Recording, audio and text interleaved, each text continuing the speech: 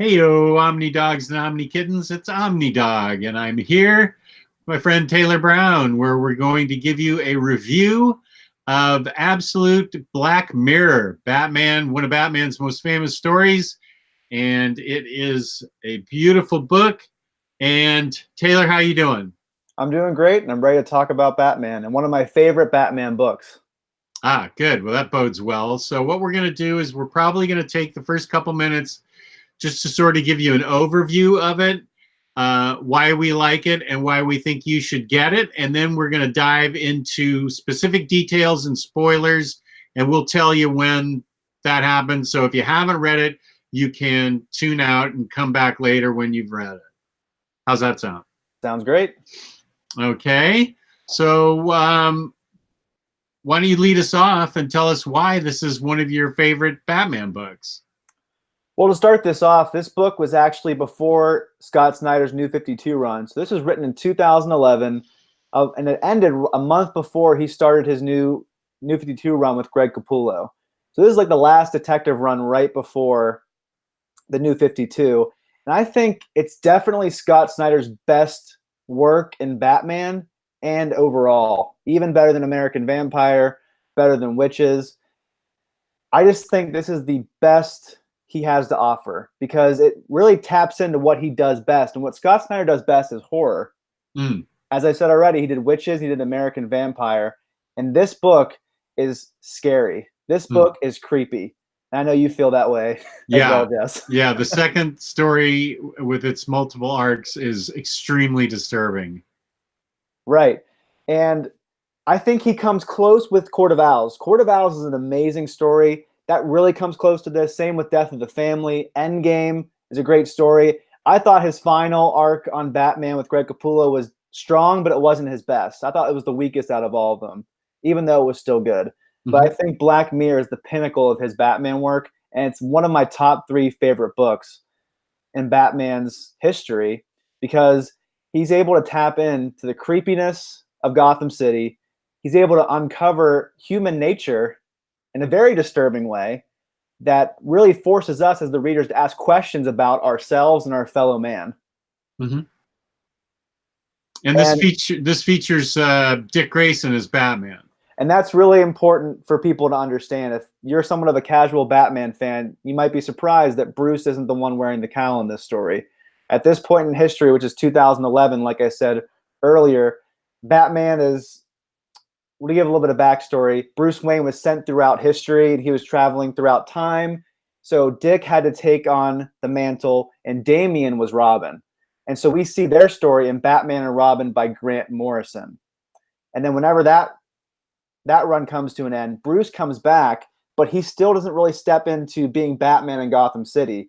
He goes around the world with Batman Incorporated, recruiting other fellow superheroes to join that endeavor. And so Dick is back in Gotham City being Batman while Bruce is away.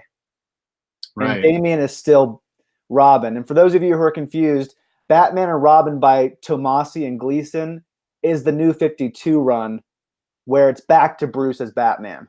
So that can be a little bit confusing. And Dick brings a different sensibility to Batman than Bruce does. Oh, yeah.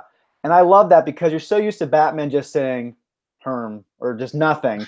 You know, like he is a man of few words. And it's funny to see a quippy Batman who makes a lot of jokes. And one of my favorite lines is whenever Dick Grayson and Red Robin are fighting a bunch of these animal poachers on the docks of Gotham City. It's at nighttime. And Dick says to Red Robin, "Be careful, Red Robin. They are wearing sunglasses at night," which means they are very, very cool. I just love that line. And if that came out of Bruce's mouth, that would just rub me the wrong way because he would never say that. He would never say that. And 2 weeks ago, you said one of your least favorite Batman books was All-Star Batman by Scott Snyder. And that is where Batman does joke around a lot. And that's Bruce Wayne. And that just fell out of place. Yeah. That just didn't feel right. But Dick as Batman, he would always joke around. Dick always does that. He always punches bad guys while making fun of them and making puns and things like that, which I really enjoy. Right. And we can talk about the art. I will put the camera on me so we can talk about the art, which is one reason you want to get an Absolute, Oh yeah. is because, and I will try not to spoil it. Well, we're there right now because it's by Jock and Francavilla, two guys who are extremely well-known artists, and they do a majority of the work in this book, and it is pretty gosh darn breathtaking. And Jock is definitely in my top 3 favorite Batman artists. He hasn't done a lot of Batman work, but what he has done is really impressive. Right. Because he's currently working on the Batman Who Laughs miniseries with Scott Snyder. We talked about that before. Now, is that a spin-off of Metal, or is that different? Well, the Batman Who Laughs is a character that spins out of Metal. Okay. But I would actually say the Batman Who Laughs is almost a sequel of sorts to this book. To this book, okay. Right. So we're definitely going to have to review that when it comes out in a couple months in hardcover. Okay. But I think for a new comic book fan, they might be kind of jarred coming into this book because I don't think the comic art is what they're expecting. And I think that this art really does grow on you. And the more you read comics, the more you realize how fantastic it is. Just his use of shadows, his use of darkness, and just he always juxtaposes white and black in such awesome ways. Yeah, look at that page. That's awesome. So we've got, because we're going to get into spoiler territory here in a second, so we want to wrap it up for the viewer who wants to know why he should buy this. You've got fantastic oversized art by two of the most famous and best artists around. And you've got Snyder's, in your opinion, Snyder's finest Batman work. And Snyder is a fantastic Batman writer. So it's quite a package, absolute Black Mirror, and it totally deserves the absolute treatment. Yeah, you could buy it in a trade paperback edition, but it definitely deserves the absolute treatment. Right. Like you said, the art is so worthy of it. So it's $100 cover price, but you can get on in-stock trades for $57, I believe, or thereabouts. And it's worth every cent. Right. For those of you in the U.S., I have a lot of European viewers that I always end up apologizing to every time I mention in-stock trades. So I apologize to my European viewers. I'm sorry, as an American, I think very insularly. Yeah, that's I don't okay. really think about other countries, but yeah, so that's an important point. That's okay. I always apologize to him, so it's okay. So if you're an American, this book is worth every penny. For those of you who are European, I still think it's worth it, but it might cost you a little bit more. Right. Okay, so that's it for the non-spoiler part.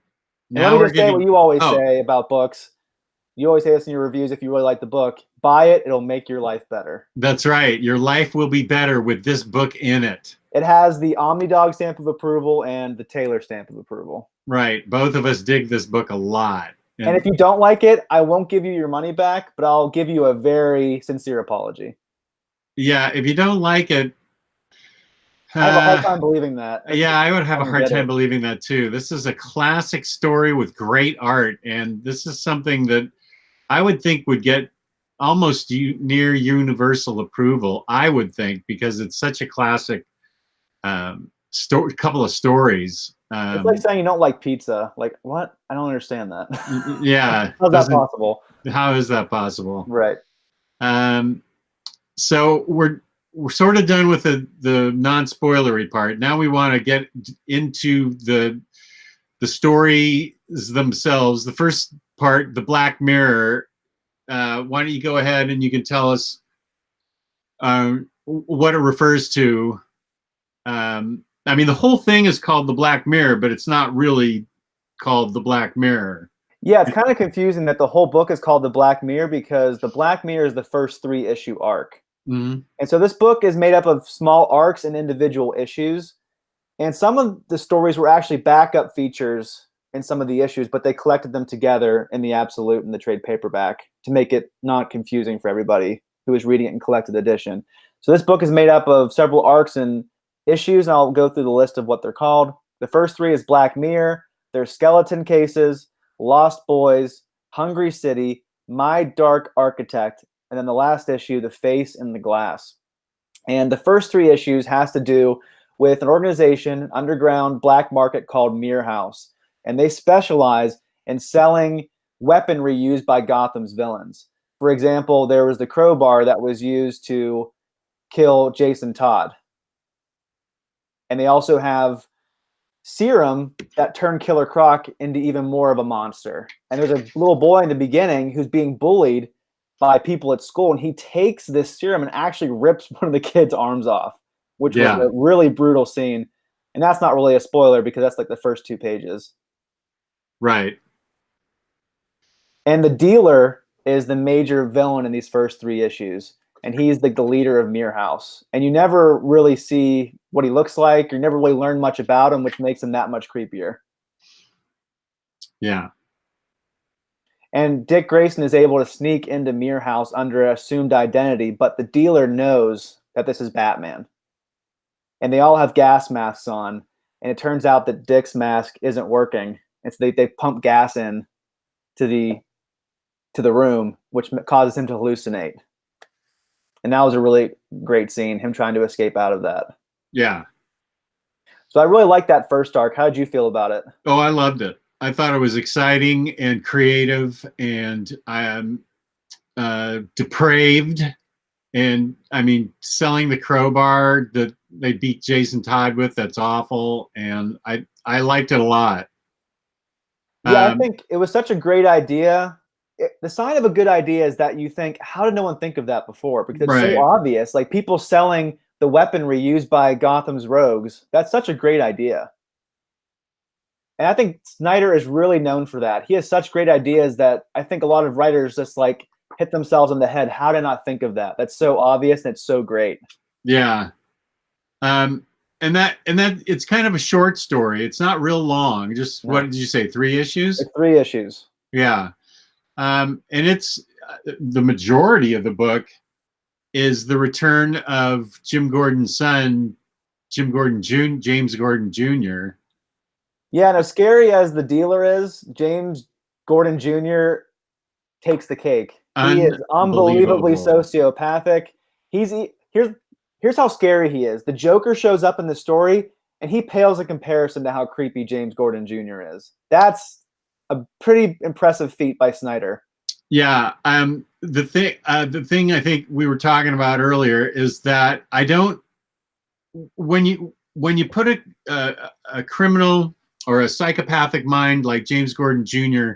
next to somebody like the Joker, I'm not scared of the Joker. I'm not scared of a clown with makeup or the Riddler or the Penguin or Bane or somebody.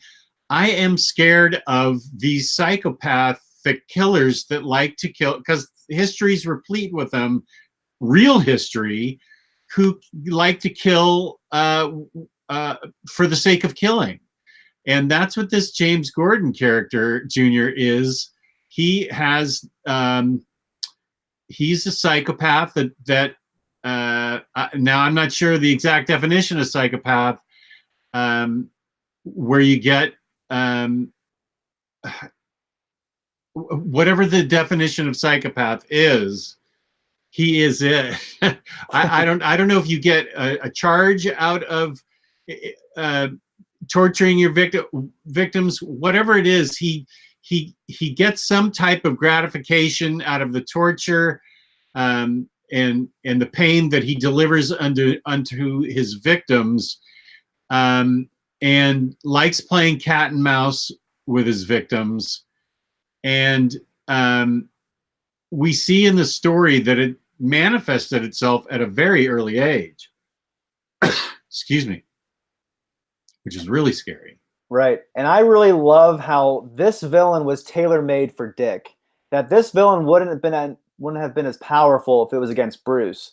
Because even though Bruce deeply cares about people and will sacrifice anything for the safety of Gotham, Dick has this inner empathy that Bruce doesn't have. That he is optimistic. He looks for the good in other people, and that he feels other people's pain. And James Gordon is incapable of feeling empathy. He's incapable of feeling other people's pain. All he can do is enjoy their pain. Right. Which Dick cannot understand at all. And that's why he's such a great foil to Dick in particular. If this was Bruce, it wouldn't have been as impactful for me. Right. And he comes back and tries to convince his father that he's reformed, that he's taking and this is where the Villa art comes in. He tries to convince his father that he's reformed, that he's taking medicine that has made him better, and he's shown volunteering and doing things. Everybody has their suspicions, and it just it goes on for 3/4 of the book, and it's a tense read because you're waiting for the shoe to drop, and it doesn't seem like it's going to drop, and you're constantly worried for Commissioner Gordon. You're constantly worried for Barbara Gordon, and you're constantly worried the whole time that this guy's somehow gonna snap.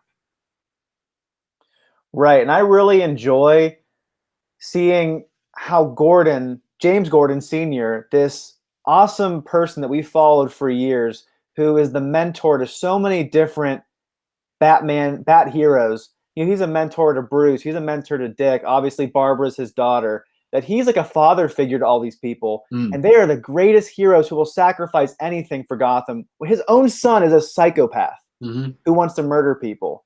And he's trying his hardest to see the good in him, but he realizes there's nothing there. And Barbara is begging him, Dad, he's not changed. He's never going to change.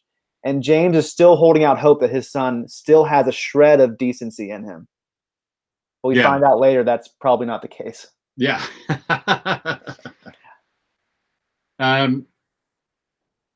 So, and there's other, there are other things going on in the book besides James Gordon. They kind of pale in comparison, but Batman has some issues with some other criminals going on. Tiger Shark, right? Which you just showed. He didn't really get much page time. No, I thought he was interesting, but he wasn't really long. He wasn't really around enough to really interest me too much. But he served the purpose of the story. Right. He was more of a plot device. Right. Yeah, exactly. If I remember correctly, Jess, I think he shows up again in that third volume of All-Star Batman that you didn't read. Oh yeah. I think you told me that. First ally. So I believe so. People can correct me if I'm wrong in the comments, but I believe he does show up in that third arc of All-Star Batman. And then, of course, Joker shows up.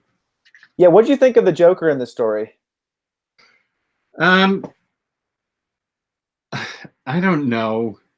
He seemed sort of tacked on too. Do you think it was something that Snyder wanted to do, or do you think DC maybe egged him on to do it because it would make it more palatable for some people? Like having the Joker on the cover. It was just the reason for Jock to do that. All right, that's one of the best Batman covers of all time. Yeah, no question. And that's actually the front cover of the book, The Absolute, I believe. It has that and then the other image on the back with Batman. Right. Yeah. That and then that. I love that image. Is one of my favorites with Batman. I think that's one of my favorite comic book covers. But anyway, I think it was a good use of the Joker. I mean, they could have done without him, but I think it actually helped serve as a really good comparison between how scary James Gordon Jr. is compared to the Joker. Because the Joker is the most well-known villain of all time. He is the best Batman villain of all time. But James Gordon Jr. still creeps me out more than the Joker. Yeah, okay, that's a good point. That is a good point. Obviously, the Joker's still a better villain, but he doesn't creep me out as much as James does. Because like you said, I know the Joker doesn't exist, but people like James Gordon Jr. do exist. And we see that all throughout history, like you said, in World War II. Oh, gosh. Yeah, the Holocaust. Just even today, we see people who take pleasure in the pain of other people. Yeah. No.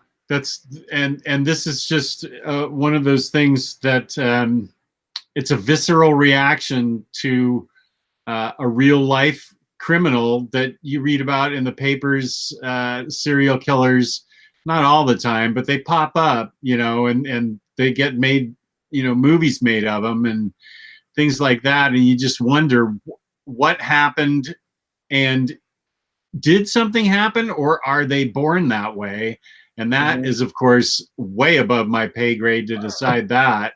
And that's a question that Scott Snyder gets into in this story. Right. Because the first appearance of James Gordon Jr. was year 1 when he was a baby. Mm-hmm. As you remember, at the end of that book, he was thrown off the bridge and Batman saved him. And so the question is, was James Gordon born with this psychopathy within him, or is it a result of that fall? Mm-hmm. Or something happened to his brain? Which is a really interesting question. The whole nature versus nurture question, which we can debate about for hours. Yeah. But I really think it's interesting that you, someone who loves horror, who even has their own horror movie segment, was genuinely disturbed by this book.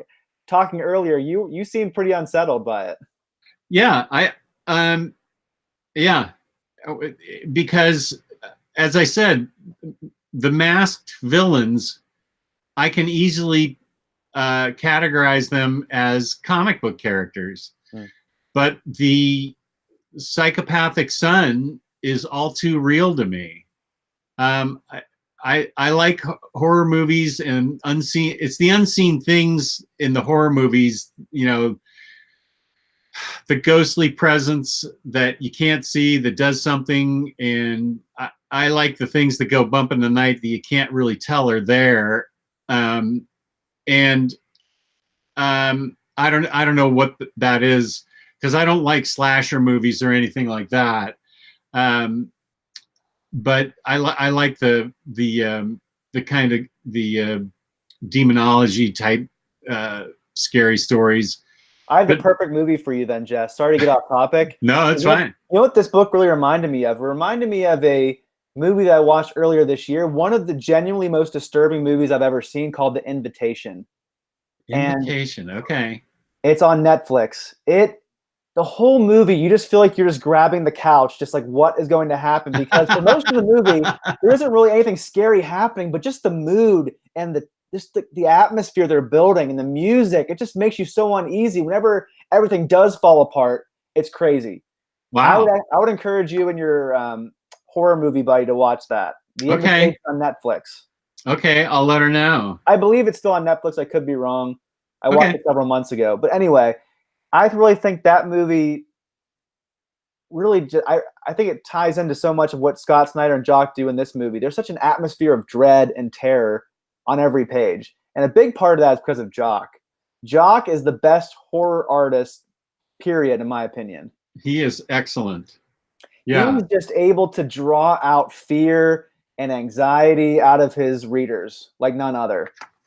Just in the way he draws everything. This book would have lost its impact without excellent art like his. Yeah. A good story can only take a book so far. Oh, whoops. I don't want to show this last page. Yeah. Yeah, no, I agree with you 100% on everything about what a supreme book this is. It is disturbing in a way that only a comic book could be. It does things that only a comic book can do. And I don't want to spoil the ending, but the ending is very ambiguous and it's very disturbing. Yeah. And it has a lot of ramifications for Gotham in the future. Yeah. I'll leave it at that. It really makes you think, and it really causes you to take stock of what you think about other Batman books. Yeah. And how neatly the bow is tied on so many other books, because that does not happen here. No, I know. Give credit to Snyder for that. If you want to feel really happy, this book probably isn't going to help with that. But again, sometimes we need to read these kind of books to help us really think about ourselves and our society and other people. So it's still a highly enjoyable book. It's still a lot of fun, but it does cause you to think. Well, yeah, it's the second story arc is, I think, deeply complex. It's got a lot of layers to it. You do a lot of thinking in that second James Gordon Jr. book. There's a lot going on in it. I have an important It's question I want to ask remarkable. you is where do you think this ranks on Scott Snyder's Batman list? Because you know what I think. I want to know what you think. Um, his Batman list. I know where All-Star Batman ranks at the very bottom. Yeah, since I'm giving it away to the library. Right. Um, yeah, I think I agree with you. I think it's tops. That seems to be the Snyder's. general consensus. Yeah, I think it's tops. I don't know that I don't know. I mean, this is something that he started out with Boom, and I liked his whole New 52 run. Some things were stronger than others, Court of Owls and stuff. But yeah, I think for my money, this is probably the best thing he's written for Batman. Right, and just my final thought, I really love how Scott Snyder makes Gotham a major character in this storyline, because they almost talk about Gotham like it's this omniscient, all-powerful force that pushes people to a certain destiny. Like Dick says that Gotham is a difficult place, it's a hard place to live, but if you endure what it throws your way, you'll either become a better person or a worse villain, which I thought was really interesting. Yeah. And that's a big part of his run in general throughout Batman, that Gotham is a major character that he wants to explore. Right. That is an excellent point. Okay, good. Well, we've been talking about Absolute Batman, The Black Mirror. And you definitely need to get it if you don't have it already. Yeah. This is my third reread of it. The first time I read it in Absolute, it gets better each time for me. Yeah. Do you find yourself picking up things that you didn't pick up before? Oh, yeah. Or yeah. Sure. I think I appreciate the art much more each time. Yeah. Like I said, I think it might be strange for new comic book readers because it's not the normal art style. Like the normal house style for DC is Jim Lee, and Jim Lee is amazing. And Jock is totally different. But the more I read comics, the more I realize how an amazing of an artist he really is and how unique of a voice he is. Yeah. There is no one else like him in comics. Right, I agree. When you see a Jock image, you know it's his. And even Frank Villa is the same way too. He is so unique. And having both these guys together on this storyline, they really complement each other really well. Sometimes the art can really not complement each other really well and can kind of be in competition. These books just lined up perfectly, the artists together. Right. And there was even a point in the last issue where they kind of go back and forth between art styles. And usually I hate that, but I loved it in this book. That's one of the only instances where I actually enjoyed it because it was done so well and both art styles were so excellent. Well said. Thank you. Very well said. So thank you for tuning in to OmniDog's Vault, and thank you, Taylor Brown, for taking part in this review for Batman, The Black Mirror in absolute form. And I'd appreciate it, viewers, if you could give this video a like, if you could subscribe. I always respond to comments, so if you feel like leaving a comment, please do. And this is part of a bi-weekly series called Baturdays in the Batcave, where Taylor and I will be looking at Batman books every other week on Saturdays. So feel free to leave us ideas, comments, suggestions, recipes, whatever. So peace and love, peace and love. Thank you, Taylor. Yeah. See you in 2 weeks.